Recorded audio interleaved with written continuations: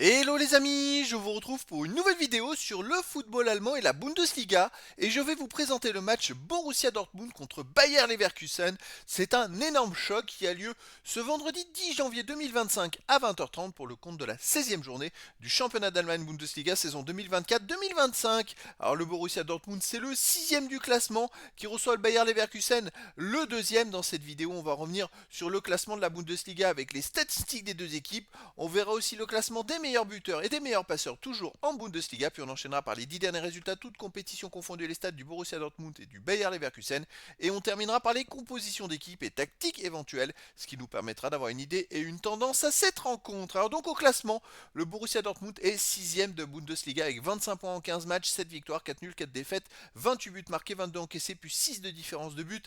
Ah bon, ils sont pas super bien classés finalement pour une équipe qui joue la Ligue des Champions, mais c'est vrai qu'ils ont pas très bien géré leur championnat. Avec la Ligue des Champions à côté, il y avait peut-être beaucoup de matchs à jouer.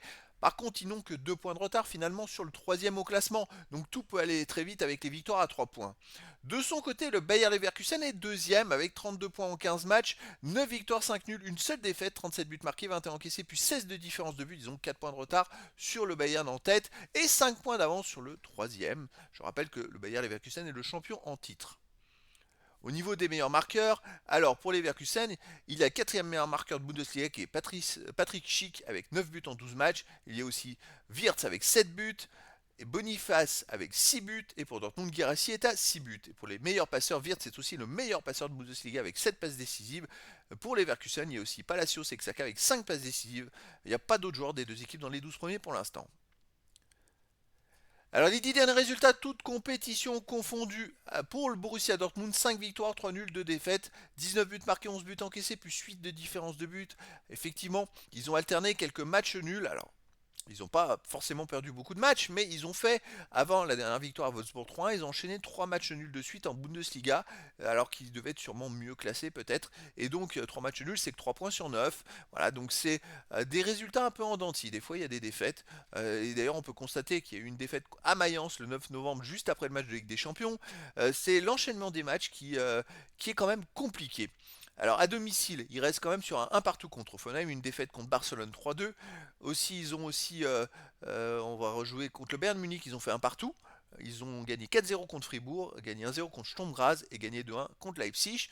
Donc voilà, sur les 3 derniers matchs à domicile, bah, tout simplement 2 nuls et une défaite, ça va un peu moins bien. En face, le Bayer Leverkusen carbure très fort. Ils ont retrouvé un petit peu ce qui faisait à leur force l'année passée sur les 10 derniers matchs, c'est 9 victoires à nul, aucune défaite, 26 buts marqués, seulement 6 buts encaissés, plus de 20 différences de buts.